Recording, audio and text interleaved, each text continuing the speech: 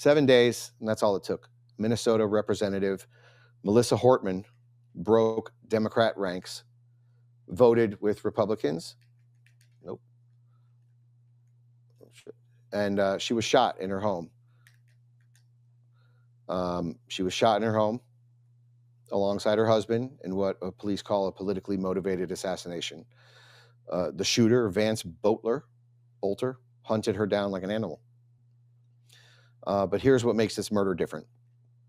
Tim Walz, the putz, who would have been our vice president under Kamala Harris, he publicly called for Democrats to get meaner and bully the S out of their opponents. Okay, this is not free speech. That is incitement to violence. Now a Democrat who dared to vote her conscience is dead. And the blood trail leads directly back to the violent rhetoric from the highest levels. Now keep watching. All right, we're gonna check out this clip right after this live read, okay? You see, while violence tears America apart, there's a battle for young minds. The Tuttle twins know freedom dies in one generation if kids learn socialism instead of liberty. Their monthly magazine teaches economics, personal responsibility, and constitutional principles through comics and activities that kids can actually enjoy. There's no woke propaganda, just time-tested truths about free markets and individual liberty. Right now, for an entire year, you can sign on for just $56 at TuttleTwins.com/next. Don't let government schools indoctrinate your children. Give them intellectual armor against the collectivist lies. Freedom is never more than one generation from extinction, so you need to arm your kids with the truth. Go to TuttleTwins.com/next.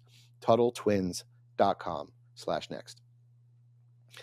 Now, this is what political violence looks like. Not mean tweets, not January 6th protests, a mother of three, a 20-year legislative veteran murdered in her home for voting her conscience. Watch Melissa Hortman break down in tears after becoming the lone Democrat to vote against giving illegals free health care. 7 days before her assassination, she knew the cost. Let's take a look at this clip. I know that people will be hurt by that vote, and we worked very hard to try to get a budget deal that wouldn't include that provision.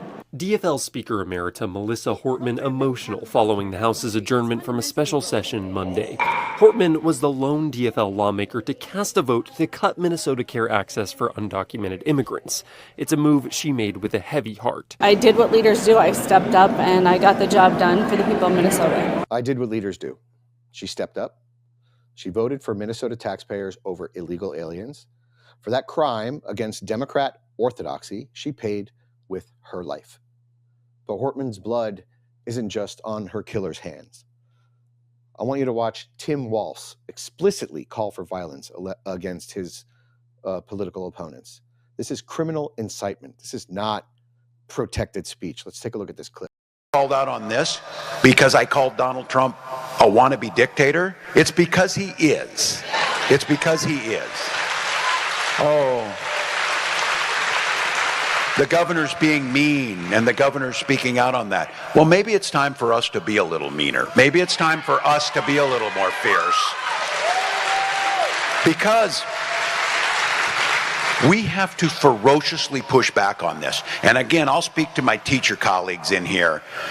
The thing that bothers a teacher more than anything is to watch a bully, to watch this bully and to stop it. And when it's a child, you talk to them and you tell them why bullying's wrong. But when it's adult like Donald Trump, you bully the shit out of him back. You push back. You make sure they know it's not there. Bully the S out of him. Be meaner. Be more fierce. That's not political rhetoric. Those are marching orders. That's incitement of violence. And someone followed his orders. And now someone is dead. Now watch the Democrat Senator Merkley blame Trump for the assassination of a Democrat by a Democrat after Democrat leaders called for violence. This is the gaslighting is absolutely breathtaking.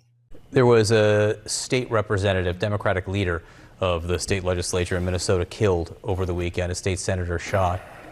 How would you describe the current political atmosphere in this country this morning?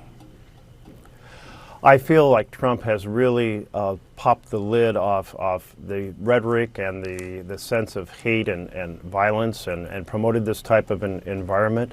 It's profoundly disturbing for all of us. We have seen increased threats across the country. You're probably familiar with the pizza threats. We've seen more of that where pizzas or other food is delivered to people's families that they haven't ordered, just to say from the right wing, we know who you are, we know where you live. I can tell you all of our families feel a greatly heightened sense. And just let me just say, my heart goes out to the families in Minnesota. How horrific for the whole country, but particularly we're holding the folks in Minnesota in our hearts. Yeah, no place in this country for political violence of any kind. What an absolute disgrace CNN is. Trump caused this? Trump's rhetoric. Trump supporters are the ones getting shot. They're not the ones doing the shooting. But facts don't matter when you're covering for a murder that was absolutely political. And this is one example of how the snake eating its own tail, how leftists are absolutely fine with eating their own, okay? These are the same people who lamented that the people who tried to assassinate Trump wasn't a better shot. The manhunt for Boelter ended in the woods near Green Isle. Watch how this political assassin tried to evade justice by army crawling through the forest like the coward that he is. Drones from the air earlier this evening. Okay, we've just been told breaking. Sources tell us that Vance Boelter has been arrested and he is alive. This just coming into our newsroom right now. This is what sources are telling us, that he has been apprehended and that he is alive. And we can presume that it is happening right there on that area that we are showing you on the map, which is where he was last spotted just minutes ago. This is an area, again, that they have had a lot of focus on throughout the last 24 hours. Yeah. What a wuss. Curled up fetal position, scurrying away like a cockroach. Dressed in black, running into the woods, fetal position. This is what Democrat rage looks like when it picks up a gun instead of a protest sign. A roach, vermin. Now, Minnesota's governor immediately labeled this politically motivated assassination. You know, for once, he's right. Watch him admit what we all know. Democrats are killing Democrats who dare to dissent. And BCA Superintendent Drew Evans, State Patrol Colonel Christina Bogoyevich, Champlain Park Police Chief Snyder, and Brooklyn Park Police Chief Mark Bruley, as well as the mayor of Brooklyn Park. We're here today because an unspeakable tragedy has unfolded in Minnesota. My good friend and colleague, Speaker Melissa Hortman, and her husband Mark were shot and killed early this morning in what appears to be a politically motivated assassination. Our state lost a great leader, and I lost a dearest of friends. Speaker Hortman was someone who served the people of Minnesota with grace, compassion, humor, and a sense of service. She was a formidable public servant, a fixture and a giant in Minnesota. She woke up every day determined to make this state a better place. She is irreplaceable, and we've been missed by so many. What an absolute putz. Sitting here lamenting for the assassination that happened because of violence that he went out and encouraged. Politically motivated assassination. This wasn't workplace violence. This is not a random crime. This is political murder because she decided to vote with Republicans once. One time. Here's where it gets suspicious. Boelter's connected to Walz, supposedly a Republican, but lives with another man while married with 5 kids. His wife caught with cash and a gun. Does that sound familiar at all? Take a look at this next clip. There's black SUV parked down the block with the lights on. The New Hope police officer believed that Boelter was a police officer who had been dispatched to the scene to check on the status of the state senator. The New Hope police officer pulled up next to Boelter in his car, rolled down her window, and attempted to speak with him. Boelter did not respond. According to the officer, he just sat there and stared straight ahead. So the New Hope police officer, who had been dispatched to the scene, proceeded to the state senator's home, and she waited for other law enforcement to arrive. When they did, by the time they did, Boelter had left the scene. This stings to high heaven. Manifesto, weird living arrangements, political corrections we're kind of up in the air about, and a convenient label that doesn't really match reality. You know, we've seen this play before. All they're going to do is they're going to try to blame the right somehow. Somehow they're going to try to blame the right, even when they're the ones doing all this, even when they're the ones perpetrating the violence. Now, let's connect the dots, right? Walz calls for violence against political opponents. A Democrat votes against the party line. 7 days later, she's dead. The killer has connections to Walz's administration. The media blames Trump. This is not random. This is what happens when leaders normalize political violence. But you tell your base to bully the S out of your opponents, and unstable, weird, blue-haired, bald women followers who scream, "Let my people go," and stand in front of a car. Don't kill me, don't kill me. But they're the ones saying to kill the traitors. They're the ones saying to start violence. They're the ones saying to bully the S out of people that they disagree with. No one ever died because of a Trump Truth Social post, okay? But Democrats are dropping bodies after their leaders explicitly call for violence. That's not correlation, that's causation. Hortman's crime? Voting to protect Minnesota taxpayers from paying for illegal alien health care. She chose citizens of her municipality over criminals and paid the ultimate price, which not unusual for Democrats, for leftists, for liberals, for the communists, for the left, okay? The Democrat Party has become a cult where dissent equals death. Do not step out of line or we will kill you.